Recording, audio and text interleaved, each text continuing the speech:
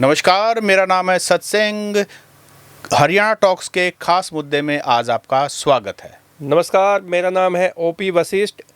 HAU Hisar में जो कुछ हो रहा है उसको लेके आज हम फिर आपको अपडेट करने वाले हैं। और सबसे बड़ा अपडेट है, छात्रों की जीत हुई है। पिछले 15 दिनों से छात्र आंदोलनरत थे और पूरी दुनिया से, पूरे देश से, पूरे हरियाणा से उनको हर कॉर्नर से सपोर्ट मिल रहा था और फाइनली सरकार ने उनकी मांगे मान ली है।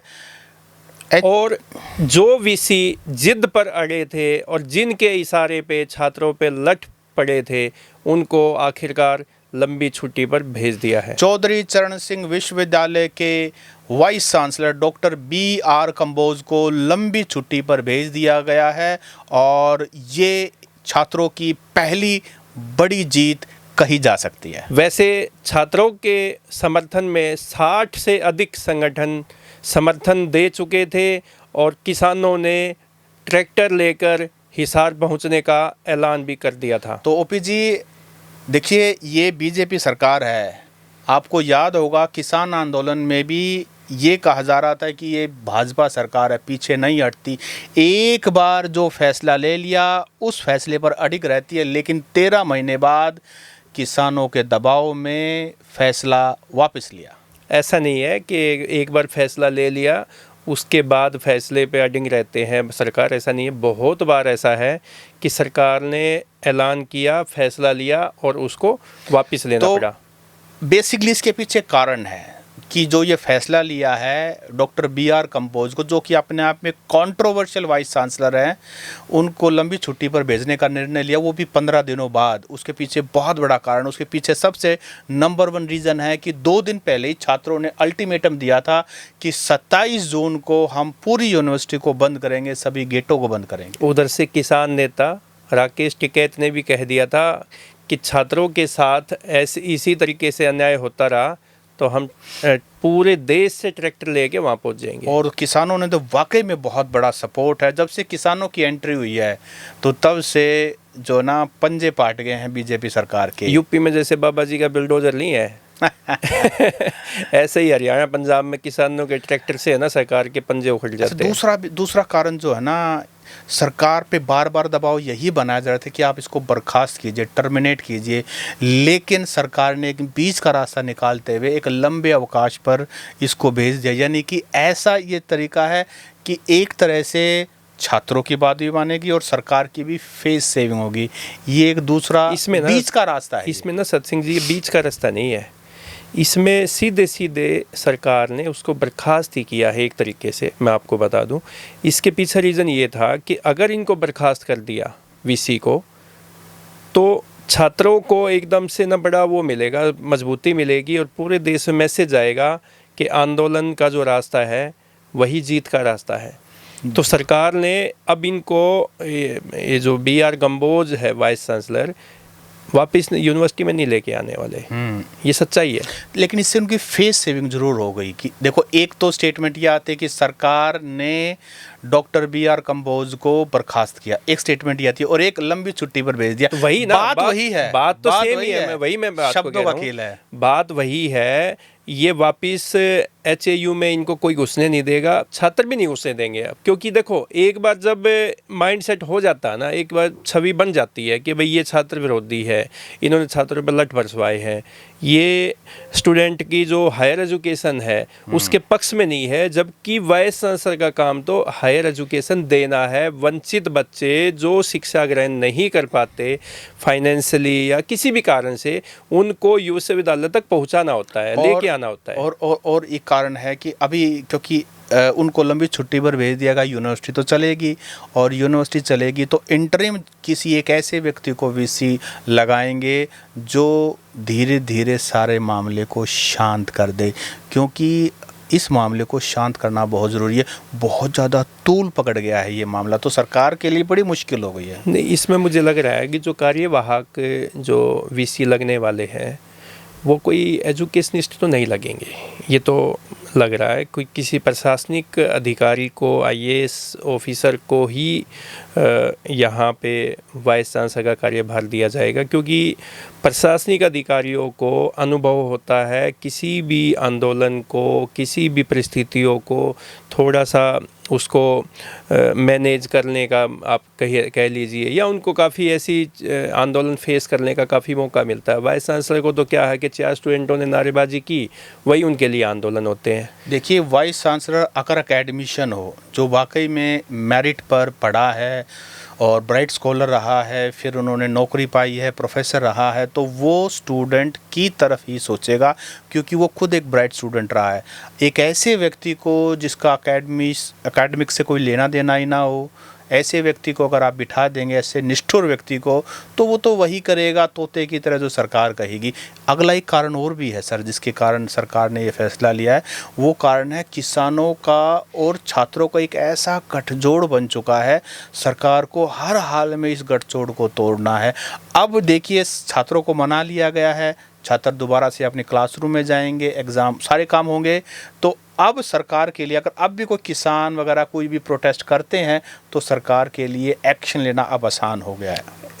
हिसार जो है ना, वो जाट लैंड है, आप उसको प्योर जाट लैंड कह सकते हैं।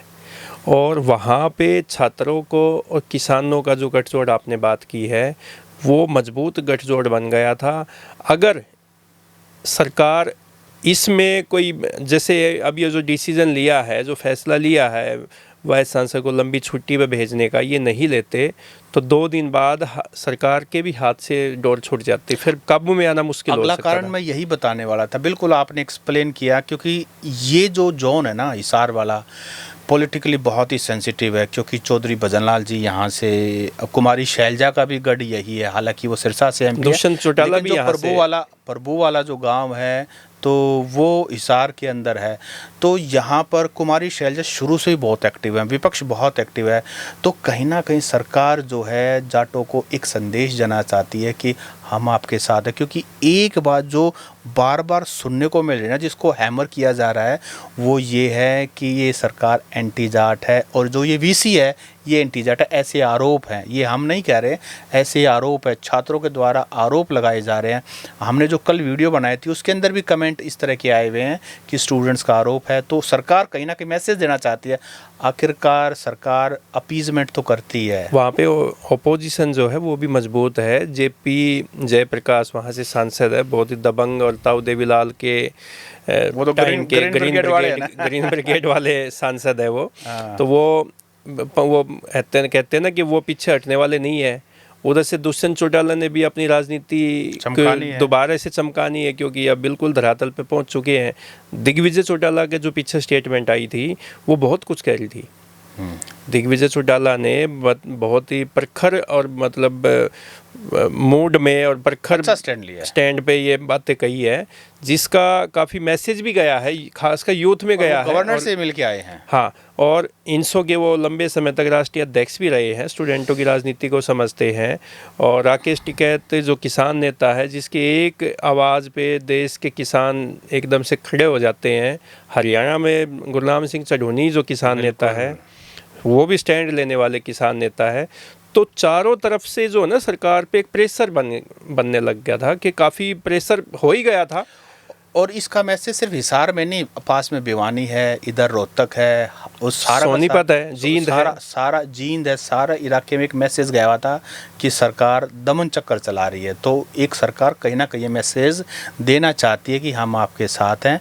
हमारे लिए छात्र और ये सभी स्टूडेंट कौन है, सभी किसान परिवारों से सुबह बस पकड़ के हिसार आते हैं, पढ़ के अपना वापस गाँव चले जाते हैं। जैसे आपने बात की ना कि ये पहले आप बात करें कि जाट लैंड है, प्योर जाट लैंड है, किसानों का गढ़ है, स्टूडेंट भी जो ग्रामीण परिवेश के हैं।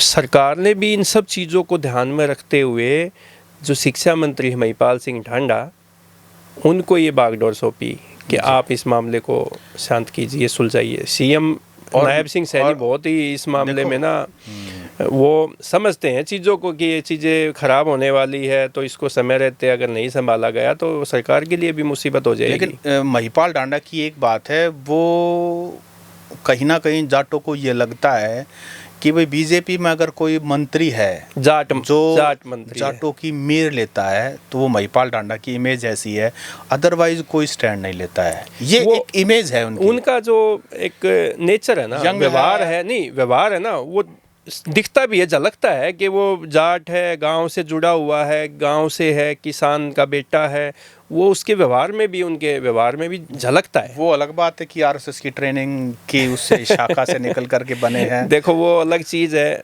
आरएसएस भी तो यही दावा करती है कि हम तो राष्ट्रवाद की बात करते हैं, देश फर्स्ट होता है हमारे लिए। और ओपी जी, 7वां कारण जो है ना, देखिए यूनिवर्सिटी में प्रशासनिक जो कैलेंडर होता है ना, उसको टाइम से एग्जीक्यूट करना बहुत ज़रूरी है। नहीं तो एक से दूसरी सारी की सारी चीज़ें जुड़ी हुई होती हैं, तो उसको भी लागू करना सरकार की मजबूरी है, क्योंकि एक बार व्यवस्था बिगड़ी और लाखों स्टूडेंट्स का भविष्य अधर में लटक जाएगा। इसीलिए इसी बहाने से जब ये डेडलॉक टूटा है तो एकेडमिक कैलेंडर भी शुरू हो जाएगा। ये एक अच्छी बात है। आखिरकार स्टूडेंट्स यहाँ इसीलिए तो हैं कि वो अच्छी तरह पढ़ाई कर सके। अन्याय होता है, डेमोक्रेटिक तरीके से आवाज़ उठाई, बहुत अच्छी बात है। देखो एजुटेशन अगर लंबा चलता तो एग्ज़ाम लेट होते तो उनका रिज़ल्ट लेट आता, रिज़ल्ट लेट आएगा तो एडमिशन लेने में प्रॉब्लम आएगी।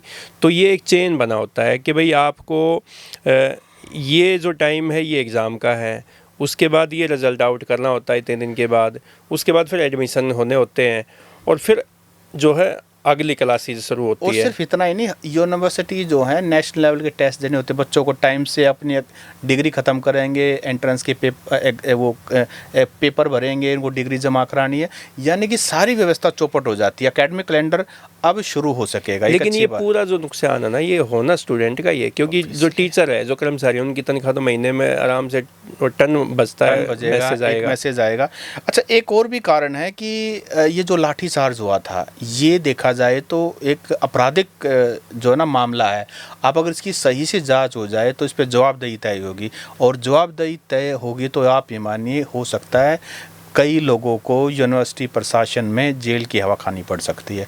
तो कहीं ना कहीं ये भी एक कारण है नरम पड़ने का। देखो सतसिंह जी, आपने जो एक बात कही कि भाई सही जांच हो गई तो सही जांच हो गई तो कई लोगों पर दिक्कतें आ सकती है।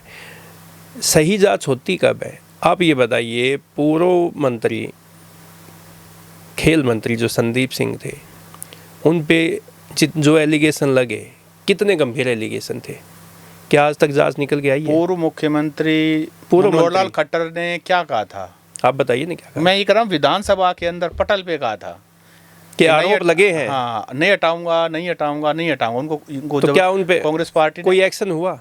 तो मैं वही कर ना, वो बस उनको टिकट नहीं दी गई, वो विधायक नहीं बने, और वो नहीं तो वो भी सरकार का, पार्टी का स्टैंड था कि इसको बस इतना ही तवज्जो देनी है, नहीं उसके अलावा। लेकिन जनता में नाराजगी बहुत ज्यादा खास थी। जो एक वो खेल विभाग की जो कोच थी, क्या उनको न्याय मिला? आज तक नहीं मिला। तो फिर आप कौन सी जांच की बात कर रहे हो? मैं ये कह रहा हूँ ना, अगर सही जांच हो जाए तो कौन सी जांच की बात कर रहे हो? सारा खेल तो अगर का है। जिन लोगों ने लठ मारे वो किसके लोग थे?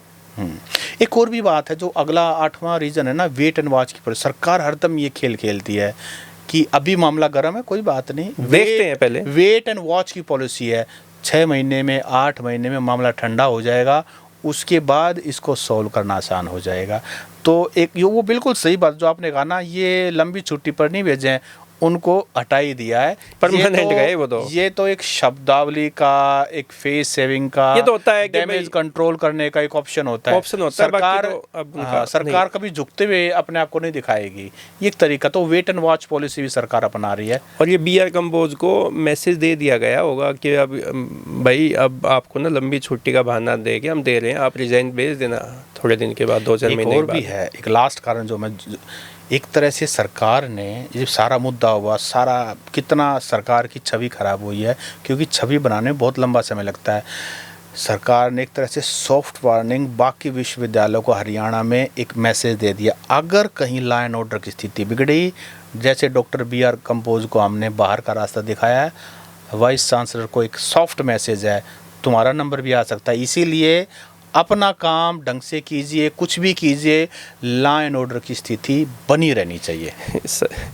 ये जो आपने अभी कहा कि ये जो और विश्वविद्यालय के कुलपति हैं उनको भी एक मैसेज दिया गया है कि भाई आपका भी नंबर आ सकता है। मैं ये कह रहा हूँ कि आज के टाइम में 24-25 विश्वविद्यालय हरियाणा में, एक वीसी का नाम मुझे ये बताओ कि जो सरकार कहे और वो घुटनों के बल ना आ जाए, एक बताओ। वो नहीं, एक नाम बताओ। मैं बताता हूँ। ये पहले के वीसी नहीं है कि जो सीएम से भी बढ़ जाते थे, मंत्रियों से बढ़ जाते थे, वो वीसी नहीं है आज के टाइम में। मैं ये कहना चाहता हूँ कि अभी जितने भी वाइस चांसलर हैं सरकारी यूनिवर्सिटीज़ के, वो घुटनों के बल तो ऑलरेडी हैं, तो लेकिन जैसी सरकार इशारा करेगी वो लम्बलेट हो जाएंगे, मतलब वो पसर जाएंगे। मैं वही तो बात कह रहा हूँ ना कि आप खड़े नहीं है। भाई सरकार को मैसेज देने की ज़रूरत ही नहीं है। नहीं, लेकिन आज के टाइम में किसी भी विश्वविद्यालय के लिए कोई ऐसा वीसी नहीं है कि जो सरकार के एक फैसले को या सरकार की किसी डिसीजन को लेके थोड़ा सा भी मतलब आंखें दिखाने की कोशिश करे। वो पहले वाले वीसी नहीं है जो सीएम के साथ, मंत्रियों के साथ भिड़ जाते थे, कहते थे ना। मामला दूसरा है। यहाँ पहले जिसको अपॉइंटमेंट देते हैं उससे चिट्ठी लिखवा लेते हैं रेजिग्नेशन की, और वो अपने पास लॉकर में रख लेते हैं। जिस दिन भी उनको लगता है वो रेजिग्नेशन जो उनके पास ऑलरेडी लिखा हुआ है उसको एक्सेप्ट कर लेते हैं, अगले को भेज देते तरह रेजिग्नेशन एक्सेप्ट कर लिया। अब वो नहीं है कि रेजिग्नेशन लिखवाया जाएगा, वो तो लिखा हुआ रखा ही है। महर्षि दयानंद विश्वविद्यालय के कुलपति रहे हैं चौधरी हरद्वारी लाल, नाम तो सभी जानते हैं। वो तो बंसीलाल से भिड़ जाते थे, वो दौर अलग था। और वो एक बार तो उनको ये कह दिया था कि रिज़ाइन दे दो, उन्होंने रिज़ाइन नहीं दिया, ऐसा भी कहा जाता है। कुछ भी कहिए ओपी जी, जो 15 दिनों से हरियाणा की चौधरी चरण सिंह विश्वविद्यालय के अंदर स्टूडेंट प्रोटेस्ट कर रहे थे, ये उनकी जीत है। देखो, सारा श्रेय स्टूडेंट्स को जाता है। ठीक है, पॉलिटिकल पार्टी से, कांग्रेस से भी आए, दीपेंद्र सिंह हुड्डा रोहतक के एमपी वो भी आए, कुमारी शैलजा भी आई, रणदीप सुरजेवाला भी आए, बाकी विधायक भी आए, जननायक जनता पार्टी से दिग्विजय चौटाला जी आए, दुष्यंत चौटाला आए, अजय चौटाला आए, और उधर से इंडियन नेशनल लोकदल से अभेश चौटाला आए, बाकी लेकिन ये तो आपने और किसान भी आए। ये तो वैसे ओपोजिशन का नाम ले दिया कि जो आप पिछले दिनों हमने चर्चा की थी कि भाई जो यो सीईटी का मामला है, ये टीचरों का मामला है, ये कर्मचारियों का मामला है, ये स्टूडेंटों की से मारपीट का मामला है। आपने ही कहा था कि ओपोजिशन तो गहरी नींद में सोता है। मैं बल्कि और कुछ कह रहा हूँ। मैं कह रहा हूँ जैसे ही कोई मुद्दा हरियाणा में होगा, कांग्रेस एकदम से एक्शन में आएगी, ट्वीट करेगी और सो जाएगी। तो वही तो मैं बात कर रहा हूँ ना। आप किस ओपोजिशन की बात कर रहे हैं? ये देखो, ये जो स्टूडेंटों की जो जीत हुई है ना, सुनो, ये कहा है कि ये जीत का श्रेय सिर्फ और सिर्फ एचयू के स्टूडेंट्स को है। ये जो जीत का जो स्टूडेंटों को जो ये जीत मिली है, ये मिली है किसान नेताओं के आंदोलन का सबसे पहले स्टूडेंट्स का। पहले स्टूडेंटों का अड़े रहे, स्टूडेंटों ने अपने सिर फटवाए, स्टूडेंटों ने लाठी खाई, फिर भी डटे रहे, एग्जाम देने नहीं गए। बहुत बड़ा डिसीजन था। हर तरह का प्रेशर झेला, पेरेंट्स से झेला, सरकार से झेला, सबसे झेला, प्रोफेसर टीचर से झेला। देखो, स्टूडेंटों ने तो अपना कैरियर भी दांव पे लगा दिया था, एग्जाम नहीं दिए। एग्जाम की डेट थी, एग्जाम देने नहीं गए, 2-4 कुछ स्टूडेंट गए थे, बाकी किसी स्टूडेंटों ने एग्जाम नहीं दिया। इसके बाद किसान खड़े हो गए उनके साथ। और फिर आपने देखा होगा कि जो हरियाणा के जो ना पॉलिटिशियन है, न छात्र है, न किसान है, ऐसे जो लोग हैं, जिसमें आप नवीन जयंत की बात करो, आप हर्ष शिकारा की बात करो, आजकल तो बड़े वो यूथ आइकन बने हुए हैं और भाई मजबूती के साथ लोगों की आवाज़ भी उठाते हैं। तो इसमें ना पॉलिटिकल लोगों का, किसानों का, समाज सेवियों का, कर्मचारी संगठनों का, स्टूडेंट यूनियंस का, सब लोगों का एक संयुक्त आंदोलन बन गया था। थोड़ा क्रेडिट महिपाल ढांडा को दे दूं, उन्होंने थोड़ा पर्सनल इंटरेस्ट लेकर के मुद्दे को सोल्व करवाया। कहीं ना कहीं महिपाल ढांडा तो सरकार का एक हिस्सा हो गया ना। देखो, सरकार कहीं ना कहीं स्टूडेंट्स को लगा होगा कि महिपाल ढांडा जो बात कर रहे हैं, मध्यस्थता कर रहे हैं, कहीं ना कहीं उनकी भी सोच रहे हैं, सुनवाई उनकी भी हो रही है। महिपाल ढांडा, क्योंकि सरकार तो तैयार ही नहीं थी। महिपाल ढांडा पे लोग विश्वास भी कर लेते हैं, क्योंकि वो जब बातचीत करते हैं ना, तो ऐसा लगता है कि ये कोई मंत्री नहीं है, ये उन्हीं के बीच के कोई One of व्यक्ति them. है। ये उन्हीं के बीच के कोई आम व्यक्ति है। उनका जो बोल चाल है, भाषा शैली है, सब चीज़ें जो है वो एक आम आदमी को ना थोड़ा सा कनेक्ट करने का काम करती जी। है।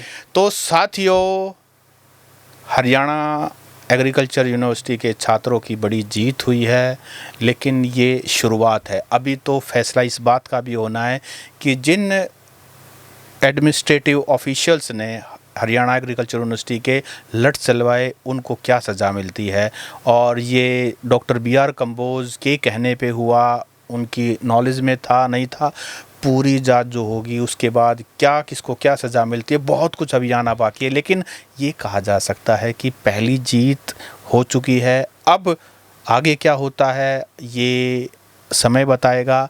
आप लोगों को कमेंट करके बताना है कि आखिरकार इसमें आगे क्या होना चाहिए। और क्या इस मामले में निष्पक्ष जांच होगी, जो दोषी है उनको सज़ा होगी नहीं होगी, क्या डॉक्टर BR कंबोज लंबी छुट्टी पे गए या फिर से वापस HAU की कुर्सी पर आकर बैठेंगे, ये भी हमें कमेंट करके ज़रूर बताइए। नमस्कार। नमस्कार।